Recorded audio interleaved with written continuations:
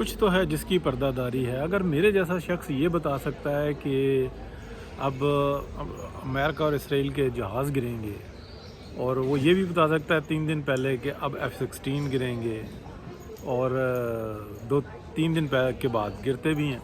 اچھا، میرے جیسا بندہ جب سیز فائر ہوتا ہے وہ یہ بھی بتا سکتا ہے کہ سیز فائر ہو گیا، پھر ایک اور سیز فائر ہوگا، پھر سیکنڈ ٹائم میں یعنی کہ تھرڈ ٹائم میں اس کو کنٹینیو کر دیا جائے گا، اور کوئی بھی جو نا معاہدہ نہیں ہوگا. اگر میرے جیسا بندہ یہ بتا سکتا ہے تو آپ دیکھیں کہ پیچھے کتنی زبردست گیم چل رہی ہے. سارے معاشی مفادات، سارے اکنامک رسا کشی، اس کے علاوہ کچھ بھی نہیں.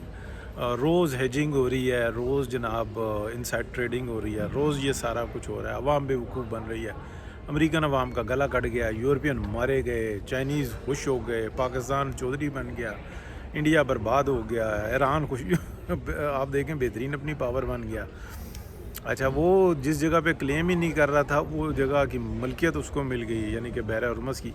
اور اس کے علاوہ وہ ایک عدد اور جو بحیرہ ہے اس کے اوپر بھی وہ اپنا کلیم جما رہا ہے. وہ کیا رہا ہے؟ کچھ تو ہے جس کی پردہ داری ہے. اب مسئلہ یہ ہوتا ہے کہ جب کسی کو زہر دیا جاتا ہے نا، وہ آہستہ آہستہ زہر جو ہوتا ہے نا اپنے ہاتھوں سے ہوتا ہوا اپنے جسم میں بھی پہنچ جاتا ہے. یہی سارے وارداتیں جو نا تھرڈ ورلڈ کنٹری کو کس نے دیں؟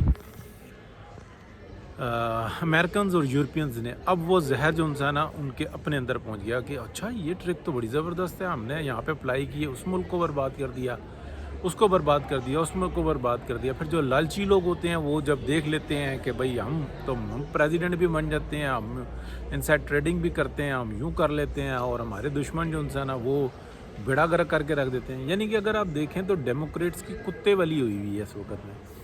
لیکن انہوں نے یہی کام جو ہے نا تھرڈ ورلڈ کنٹری میں کیا ہوا تھا. ریپبلکنس کو اٹھنے نہیں دے رہے، اب جائیں گے کہاں؟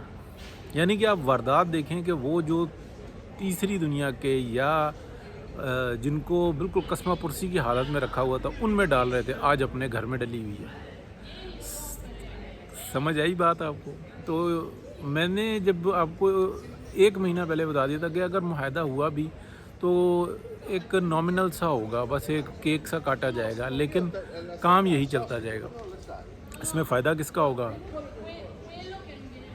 جو آئل کے پرائسز اس وقت میں صرف اور صرف اکنامکلی اگر کوئی ون کرے گا تو وہ چائنا ہے، تو اس کے ساتھ اگر جو راہداری کھل جاتی ہے تو وہ پاکستان ہے، اس کے ساتھ اگر کوئی خوشحال ہوگا تو وہ ایران ہے، اس کے ساتھ اگر کچھ ہوگا بہترین سے بہترین وہ ہوگا ترکیہ.